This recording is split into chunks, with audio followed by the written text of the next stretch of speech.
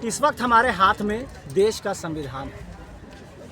ये वही संविधान है जो बाबा साहब भीमराव अंबेडकर ने हम भारतवासी हैं। इस संविधान में वो तमाम चीज़ें प्रदत्त हैं जो हमारी आज़ादी को दर्शाता है, हमारी आज़ादी को बताता है। नमस्कार, ओंकार न्यूज़ में आप सभी का स्वागत है। मैं हूँ और कॉन्स्टिट्यूशन ऑफ इंडिया यानी बोलने की आज़ादी, लड़ने की आज़ादी, तमाम ताकतों को अपने हुक्मरानों के समक्ष रखने की आज़ादी हमें है। बावजूद झारखंड वो प्रदेश है जहाँ के युवा सिर्फ आंदोलन कर रहे हैं, अनशन कर रहे हैं, उनके हक अधिकारों का हनन हो रहा है। हमारे साथ इस मुद्दे पर बात करने के लिए जेएलकेएम के सुप्रीमो और डुमरी से विधायक जयराम महतो जी, सबसे पहले स्वागत है। महतो जी, बात करेंगे जो संविधान हमें बाबा साहब ने दिया, क्या लगता है कि छात्र जिस तरह से आंदोलन कर रहे हैं उनकी आवाज़ दबा दिया जा रहा है, ये कहाँ तक उचित है? आपने अभी यह बात कहा कि संविधान बाबा साहब के नेतृत्व में हमें प्रदान हुआ। इसी संविधान में बाबा साहब की एक लाइन भी है, उसको भी थोड़ा पढ़ना चाहिए। वो संविधान की धारा नहीं है, ना वो संविधान के अनुच्छेद है, ना संविधान की अनुसूची है, बस वो एक कोर्ट है जी, बाबा साहब का कोर्ट है। उसको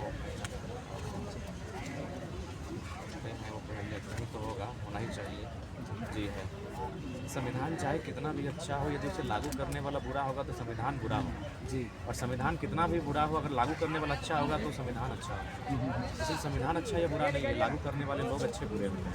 और अभी वर्तमान परिदृश्य क्या है, वर्तमान में क्या स्थिति है कि संविधान का शपथ लेने वाले सबसे ज़्यादा घोटालेबाज हैं। संविधान की प्रतिज्ञा कसमें क्रिया खाने वाले लोग सबसे बड़े धोखेबाज हैं। अगर ऐसा नहीं होता तो आज 75 सालों के बाद भारत देश कम से कम तो टॉप 5 रैंकिंग देशों में होता है। इस देश के तमाम जो इंडेक्स हैं वो ऊपरी तबके पर होते हैं, लेकिन उसके बाद भी अगर ये देश पिछड़ रहा है, ये देश भुखमरी, तंगहाली, हर दृष्टिकोण से पिछड़ रहा है, तो इसका मूल कारण है जिन लोगों ने संविधान की शपथ ली उन्हीं लोगों ने गद्दारी की। महतो जी, ये कॉन्स्टिट्यूशन हमारे पूरे भारत देश के लिए, लेकिन भारत देश के जो नेतृत्व करता है, अगर उसके नेतृत्व में बावजूद इस तरह की चीज़ें देश भर में व्याप्त हो, कहीं ना कहीं पूरे देश के लोग, चाहे वो देश की राजधानी दिल्ली हो या झारखंड की राजधानी रांची हो, अगर तमाम जगहों पर इसी तरह का हाल रहा तो स्थिति परिस्थिति आने वाले भविष्य को क्या दर्शाएगा? देखिए, आने वाले भविष्य में अगर यही हाल रहा हुक्मरान का, उनका अगर यही अड़ियल स्वभाव रहा और उनका अगर यही, क्योंकि उनमें नैतिकता का पतन हो चुका है, अगर उनका नैतिकता यही रहा, उनकी मॉरलिटी अगर यही रही, तो आने वाले दिनों में हम एक बहुत बड़ी अराजकता की स्थिति में इस देश को, इस राज्य को पाएंगे। लोग रूल्स होने के बाद भी आउट ऑफ रूल होंगे, नियंत्रण से बाहर होंगे, एक दूसरे के साथ हमेशा संघर्ष करते हुए दिखेंगे, खाने को मोहताज होंगे, अच्छी शिक्षा रोजगार को मोहताज होंगे, और मैंने बहुत ही तकलीफों में संघर्षों के साथ जीवन यापन करना होगा, वो जीवन यापन जो अंग्रेजों के कालखंड में हम किया करते थे। तब माना जाए कि आज़ादी के 75-76 वर्षों बाद भी अभी भी पूरे देश में कह सकते हैं कि हिटलर शाही हिटलर शाही तो नहीं, लेकिन हम एक पंक्ति है जो अटल बिहारी वाजपेयी जी ने कहा था कि कलकत्ता के फुटपाथों में नंगे बदन जो आंधियाँ सहते हैं, उनसे जाकर पूछो वो 15 अगस्त के बारे में क्या कहते हैं। सही बात है। कोई लग्जरियस होटल में जीवन यापन करता है, कोई एक दिन में एक प्लेट में हज़ारों रुपए का भोजन छोड़ देता है, और कोई फुटपाथों में नंगे बदन आंधियाँ सह रहा है, बारिश से रहा है,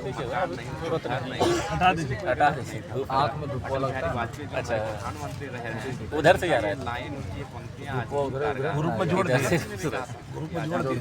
जोड़ दो बाबा। लेकिन क्या हम नहीं जोड़ दिया, आप जोड़िए तो मोबाइल हाथ आज़ादी पहुंचा पाएंगे या फिर कुछ अमीरों के हाथ में ही आज़ादी? नंबर शेयर नहीं किया उन्होंने पहली बार। ये लोकतंत्र में लोकतंत्र और आज़ादी तभी तक है जब तक आप एक 993 और मेरा वाला, आपके ये तो संपत्ति जावेद पर किसी उद्योगपति की नज़र नहीं पड़ी है। चलिए, तो लोकतंत्र पर हमले की बात तो सब कह रहे हैं, देश के प्रधानमंत्री पर लांछन तो सब दे रहे हैं, लेकिन जब केंद्र की सरकार के खिलाफ जब वहाँ पर जंतर मंतर में लोग प्रदर्शन कर रहे थे तो केंद्रीय नेतृत्व के नेताओं ने वहाँ पर आकर के छात्रों का साथ दिया। झारखंड की राजधानी में क्या राहुल और तमाम हुक्मरानों की ये जवाबदेही नहीं होती कि एक दिन भी आकर झारखंड के युवाओं को देखे? बिल्कुल होना चाहिए, आना चाहिए, तो मिलना चाहिए, शुरुआत करना चाहिए सरकार।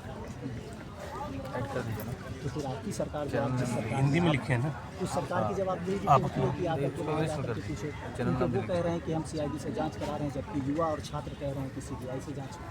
हम किस सरकार में नहीं है भाई साहब, हम तो अपोजिशन में है। सरकार झारखंड मुक्ति मोर्चा झारखंड में जो सरकार है, आप इसी सरकार के अंतर्गत में आप भी नहीं, झारखंड के सरकार ही हैं। हम लोग गैर सरकारी सदस्य हैं, हम लोग विधानसभा के सदस्य हैं, सरकार के सदस्य नहीं है। पर जानिए हमें गैर सरकारी सदस्य कहा जाता है। हम विधान I am member of assembly but not the member of government. चलिए, आप सुप्रीमो हैं जेल के, इतनी बड़ा प्रमुखता से छात्रों को आज छात्र सड़क पर हैं, सदन पर भी कहीं ना कहीं छात्र कर सकते हैं। लगता है कि तमाम चीज़ें सकारात्मक हो सकेगी, लेकिन इसी तरह से सड़क से सदन और सदन से संसद चलता रहेगा। इसी बीच छात्रों का भविष्य दिल जोड़िए नहीं कर दो। लगता है कि आप विचार होगा जो लोग बढ़िया कर रहे हैं, छात्र